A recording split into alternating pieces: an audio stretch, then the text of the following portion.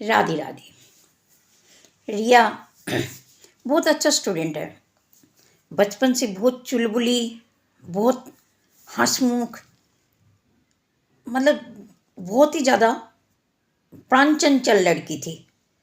मोहल्ले में सब लोग बहुत प्यार करते थे क्योंकि ये एज ए स्टूडेंट बहुत अच्छी स्टूडेंट थी। पढ़ाई में भी बहुत अच्छी है, मोहल्ले में सबके साथ रिलेशन भी बहुत अच्छी है।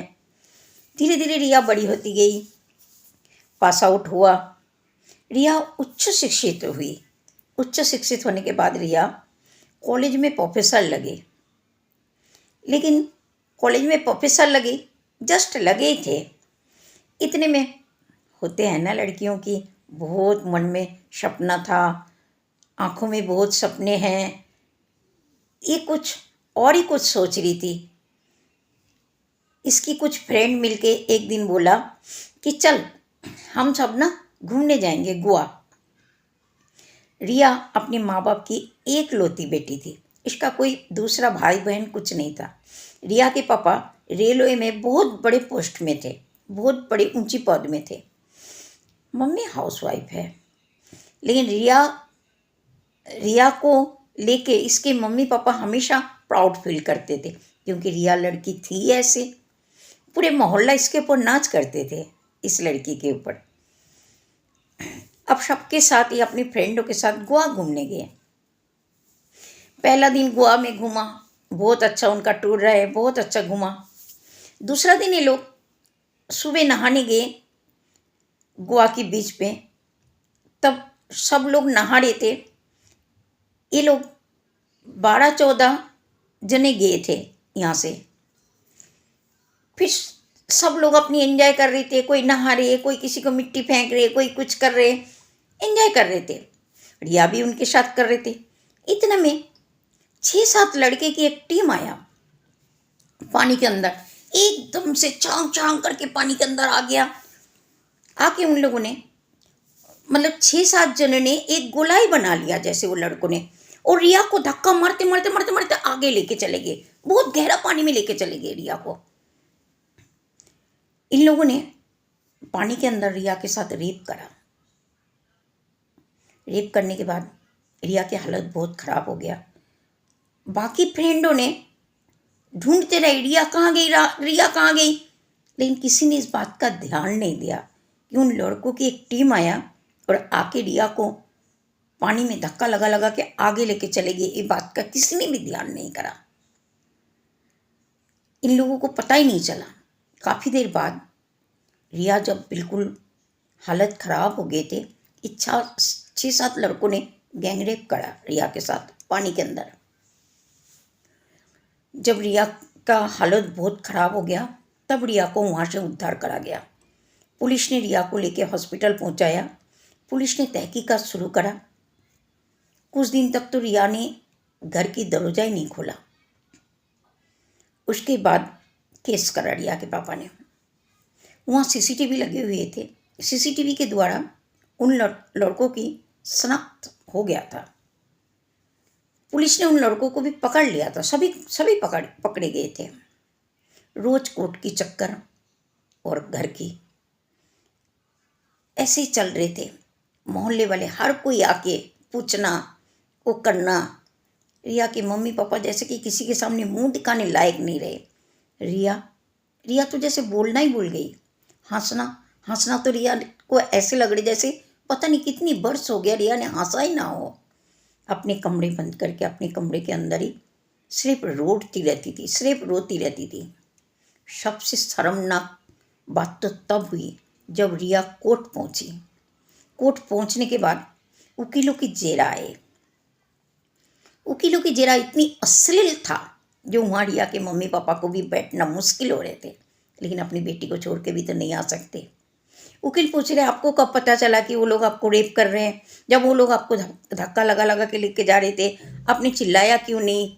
रिया बार बार कह रहे उन लोगों ने मेरे को पानी के अंदर एक बार डुबो रहे, एक बार उठा रहे, मेरे मुंह पे हाथ दबा के वो लोग अलग ही लेके चले गए मेरे फ्रेंड से, और पानी के अंदर इन लोगों ने मेरे साथ बदतमीजी करा। रिया ने यहाँ तक ही बोला। लेकिन वकील की जेरा इतनी गंदे गंदे अश्लील भाषा में आपके अश्लील भाषा वकील यूज़ करने लगे।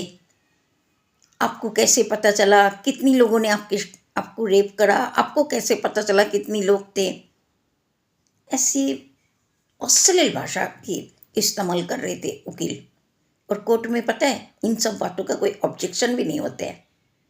ऑब्जेक्शन करना चाहिए ना, एक लड़की को ऐसे सब पूछा जाता है, लेकिन नहीं, चलते रहे।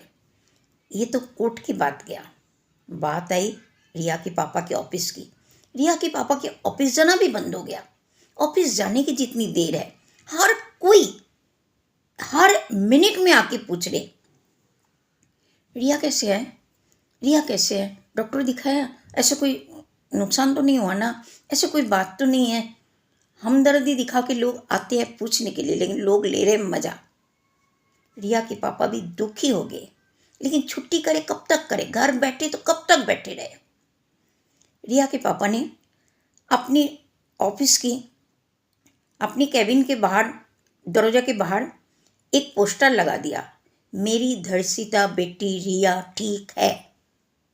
साफ अक्षरों में लिख दिया, मेरी धर्षिता बेटी रिया ठीक है। अब कोई अंदर आने का हिम्मत नहीं कर रहे थे।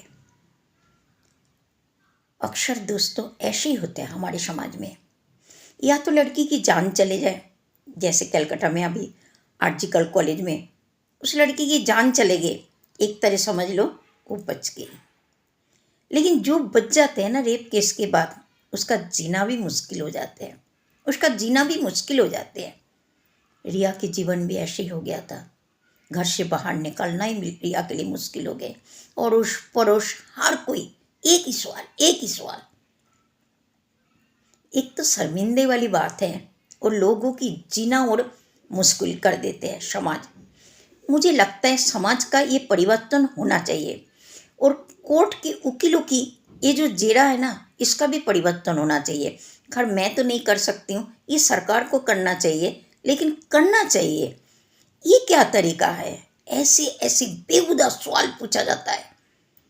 वहाँ माँ बाप भी होते हैं, सब लोग होते हैं, कैसे कैसे जवाब दे। अब रिया की एक बॉयफ्रेंड था।